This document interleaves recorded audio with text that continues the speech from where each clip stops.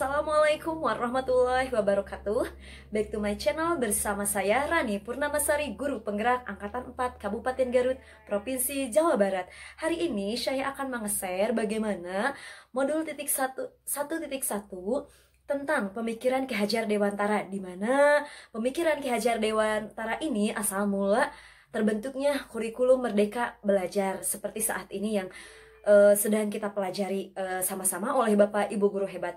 Di modul 1.1 ini saya menge-share tentang filosofi pemikiran Ki Hajar Dewantara dan bagaimana pemikiran terhadap Merdeka Mengajar dan bagaimana terhadap murid. Murid itu pembelajarannya harus menyenangkan, harus bergembira dan harus bahagia seperti dan mengikuti teknologi ya, tentunya kodrat alam dan kodrat zaman.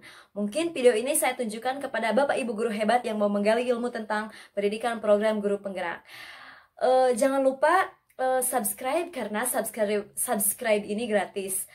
Semoga Bapak Ibu Guru Hebat ini sehat di hari Sabtu ini di tanggal 1 Oktober 2020. Oke, stay healthy, stay positive, dan saya ucapkan wassalamualaikum warahmatullahi wabarakatuh. Bismillahirrahmanirrahim. Assalamualaikum warahmatullahi wabarakatuh. Kembali lagi bersama saya Rani tentang diskusi bagaimana modul yang ada di program pendidikan guru penggerak ini untuk memupuk pengetahuan Bapak Ibu Guru Hebat dimanapun berada.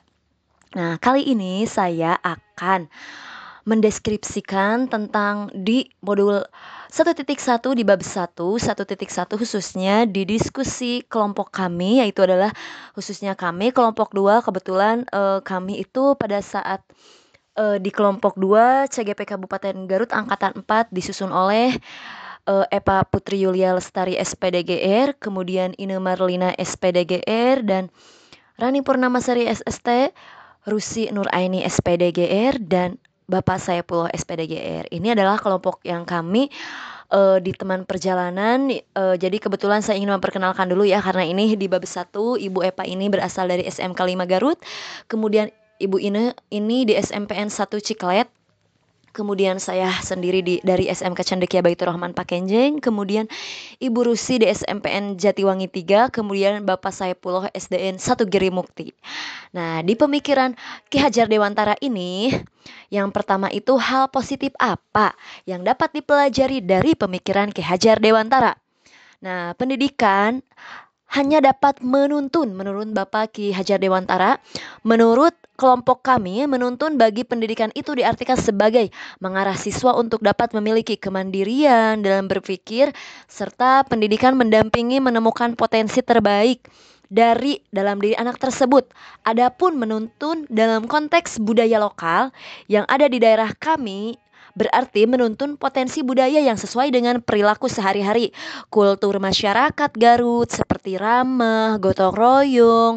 Kemudian dalam pola mengarahkan anak tersebut, maka pendidikan menerapkan silih asah, silih asih, dan silih asuh.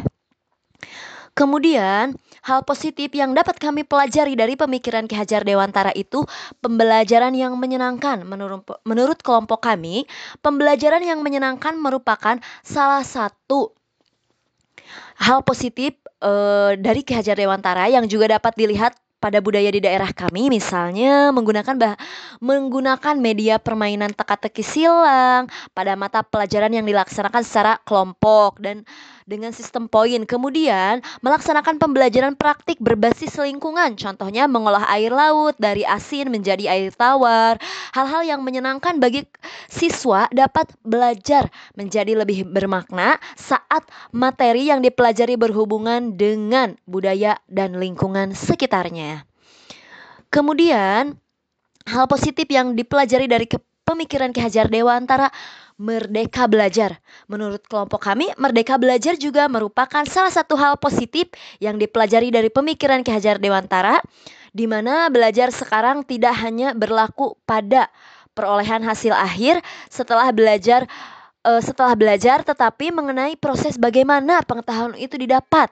Hal ini juga selain dengan kebijakan baru yang diterapkan oleh pemerintah mengenai merdeka belajar, seperti pengganti ujian nasional diganti dengan AKM dan survei karakter, Yang dimaksudkan untuk melihat gambaran umum pendidikan itu sendiri, bukan terpaku pada sejauh mana kompetensi yang sudah dicapai siswa untuk mendidik. Juga sekarang dimudahkan dengan adanya penyederhanaan RPP ya, yang dimaksudkan untuk mengekspresikan waktu yang justru habis menyusun RPP. Kemudian bagaimana pemikiran tadi dapat diterapkan pada konteks kelas. Menurut pendapat kami, pemikiran tersebut dapat diterapkan di lokal kelas. Kami masing-masing dengan cara mengeksplorasi proses belajar dalam rangka memenuhi kebutuhan murid. Bantu eksplorasi proses belajar tadi dengan cara mengeksplor berbagai macam metode pembelajaran dan berinovasi menyusun dengan perkembangan zaman. Tentunya hal tersebut disesuaikan dengan karakteristik tempat kami masing-masing, yang mana Kabupaten Garut yang luas ini memiliki berbagai macam karakteristik lokalnya masing-masing. Kemudian di sini ada pendidikan yang menghamba pada murid. Mungkin yang menghamba pada murid ini bisa diartikan yang pertama itu ikhlas ya. Ikhlas itu mendidik dalam menjalankan perannya layaknya orang tua kandung yang ikhlas tanpa mengharap balas. Kemudian cinta kasih ini cinta kasih kepada boleh dibilang cinta kasih tak terbatas. Kemudian kepentingan anak, pendidikan didasarkan pada kepentingan dan kebutuhan anak. Kemudian segenap jiwa dan raga, berikan tempat pada raganya, tetapi juga untuk jiwa anak tersebut. Jadi tidak hanya raganya saja, tapi jiwanya saja, mereka itu nyaman dan damai di sekolah tersebut. Kemudian menguasai potensi. Anak dilahirkan dengan berbagai kemampuan yang diperoleh dari Sang Pencipta. Jadi anak ini sungguh sangat berdiferensiasi ya. Jadi di modul pendidikan guru penggerak ini kita sudah dimengkerucutkan bahwa anak itu beragam ya, tidak hanya menguasai satu potensi. Anak itu beragam. Jadi di dunia ini siswa itu tidak ada yang bodoh. Jadi anak itu sesuai dengan potensinya. Kemudian merdeka belajar. Merdeka belajar ini kemerdekaan yang dibarengi dengan kearifan lokal. Kemudian kepentingan anak, pendidikan didasarkan pada kepentingan dan kebutuhan anak. Jadi seperti ini ya yang mungkin hari ini di Sabtu Ceria ini yang bisa saya share tentang pemikiran Ki Hajar Dewantara. Oke, saya ucapkan thank you, stay positive, stay healthy, and salam silaturahmi. Wassalamualaikum warahmatullahi wabarakatuh.